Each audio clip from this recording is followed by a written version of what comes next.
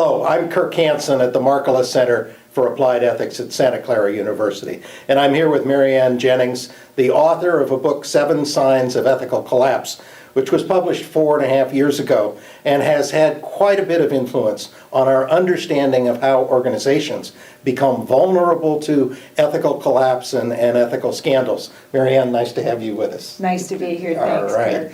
Kirk. What I want to probe is, how have things worked out? Were you a good predictor of how future ethical scandals would occur? You also hoped that your book would help organizations identify these signs so that they could intervene in advance.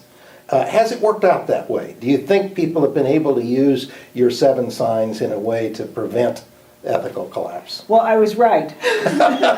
Every story that emerges, you see, oh, wait a minute, there they are. In fact, the Atlanta public school systems had a scandal recently where they were cheating on the exams for 10 years, and part of the foundation of the report, that audit report on all of that, is looking at several of the signs and saying, well, there they were. So they were there after all. You've influenced the practitioners who are dissecting scandals. I have, and see, that's not good enough. What we need to do, and it's uncanny, because it's almost sad when I see another story break. I see it and I say, oh, I just wish they had paid attention to this. I just wish they had taken a look at the fact that, for example, in MF Global, John Corzine is a classic, iconic leader, and you had a termination of a chief risk officer.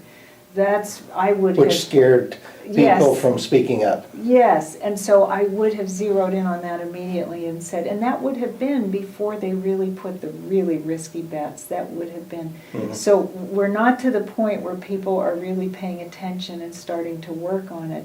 But I believe we've made some headway in that people can see the patterns and say, wait a minute, because the book looked behind, and then it was, well, how good is it going forward? Yes. Well, in those 4.5 years, I always say to people, bring me one scandal where you can't fit what I talked about. And the same caution, it is preventable. Take that, okay, rein in that iconic CEO and see if that doesn't make a difference in the risk level of the company. Well, I found it to be very useful as I am doing work with companies, and there are incidents, and I'm trying to say they're significant, and people inside are inclined not to see them as significant.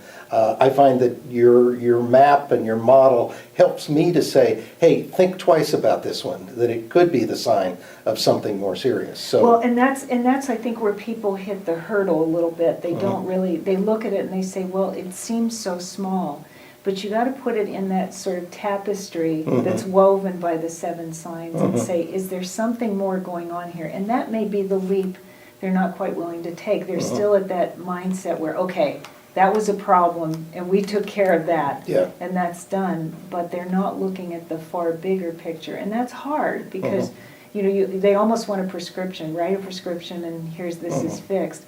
But the 7 signs doesn't work like that. It's a global, it's strategic, it's stepping back a little bit and saying, wait a minute, I think I've got a few of these other things here. And what's going on may be why I had this one little incident. And that's the leap they don't quite take. I agree completely. If they can take your book and say, if I find one of these, I would at least ask if the other 6 are present. That's right. That introspection Yes. that is really hard for people to do. And, it's fascinating. I worked with one company, and they had some issues. And I said, what about your board? And when they went through, they did a chart.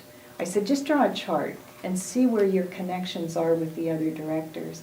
And when they were done, it was like a web, that they were all connected. A whole culture of conflict of interest. A whole culture of conflict of interest. And it had not dawned on them until I mentioned some of the possibilities. They said, well, we didn't consider that a conflict. And I said, but do you see, you're all sort of beholden to each other. And so the solution was that they brought in some independent directors. These are people very experienced in business.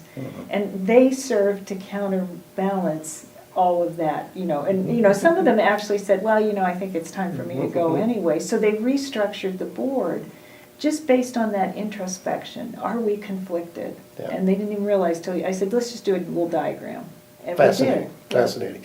Your presentation here at the Markkula Center today, you went through a whole series of scandals that have occurred in this 4.5 years and said, look at all of these 7 signs were there in all of those. So are there any of those you would rethink?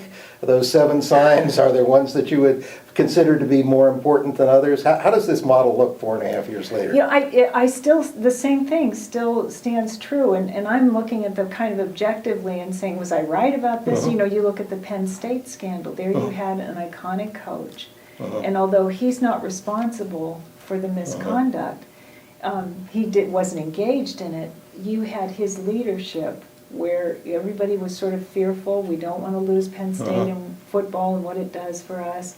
I don't know if I should speak up. You had a board of trustees, had some conflicts in terms of their relationship with the coach, very deferential to the coach, and of course there's money that's tied to a football program. You have all of that going on, and there were some very young assistant coaches who were afraid to raise the issue beyond just, well, this is what I saw. And it permeated the rest of the culture. You know, a janitor who was worried about speaking up. So I look at that, and I almost approach it and say, son of a gun, I was right.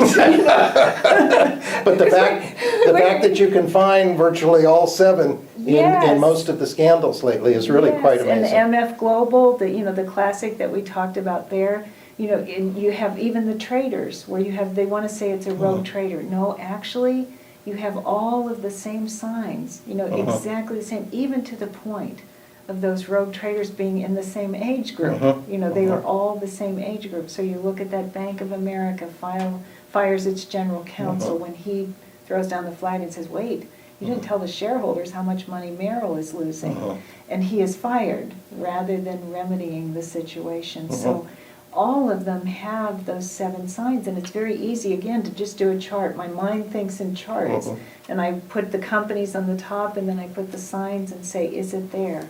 And I begin my investigation and say, well, what do I see? And it's always a matter of fitting it into the chart, not whether it's there. It's what I find that is there. Well, you've recently retired as a professor at Arizona State, and you're continuing your consulting and your authoring. You're writing the next book.